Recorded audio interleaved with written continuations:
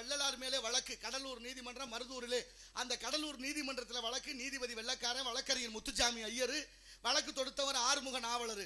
நீதிபதி உத்தரவு, வள்ளலார் நீதிமன்றத்துக்கு வரணும். என்ன தப்பு பண்ணாரு? வள்ளலார் திருவற்பா பாடுனது தப்பா? அதுக்கு ஒரு வழக்கா? அப்படி என்னையா தப்பு பண்ணாரு? தமிழ்நாட்டில் இருக்க இயற்கை வளங்கள் மலையெல்லாம் உடைச்சு மண்ணை அள்ளி வித்தாரா?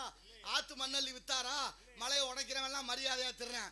மண்ணள்ளி வித்தவன்லாம் தொழிலதிபர்னு பேர் வாங்கிட்டான். சாராய கடையில 10 ரூபா கூட வச்சு விற்கிறவன்லாம் அவனுக்கெல்லாம் மரியாதை இந்த நாட்டில். என்னத்தை சொல்றது? சிலையை திருடி வித்தவன் தான் தீனதயாளன்ற தொழிலதிபர்னு போட்டான் பாருங்க. இதை விட வெக்க கேடு இந்த நாட்டில் என்ன இருக்கு? கௌரவம் எதுக்கு? மரியாதை எதுக்குன்னு பாருங்க தயவு செய்து. என் அறிவு சேர்ந்த பெரியவர்களே, வள்ளலார் நீதிமன்றத்துக்குள்ள நுழைகிறாரு.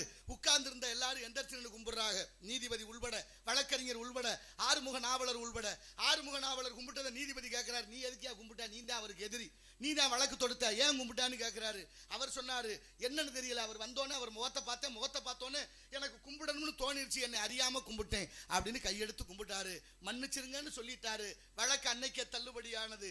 அதுதான் வாழ்க்கை. எதிரிக்கு கூட வள்ளலாரை பார்த்தா கும்பிடணும்னு தோணுச்சு. இன்னைக்கு நமக்கும் சில பேரை பார்த்தா கும்பிடணும்னு தோணுது. ஏன்? சில பேரை பார்த்தா கும்பிட தோணுது, சில பேரை பார்த்தா கும்பிட்டு தொலைக்கணும்னு தோணுது. படுத்துறாங்களே, பதவியில இருந்தாலும் படுத்துறேன், இல்லைனாலும் படுத்துறேன். அதிகாரிகளை கும்பிடுறதெல்லாம் அன்பினாலையா? என்னத்தையாவது இடைஞ்சல் பண்ணுவானேன்னு. பக்கத்துல வாடிமனைப்பட்டின்னு ஒரு ஊர் இருக்கு, இந்த பக்கம்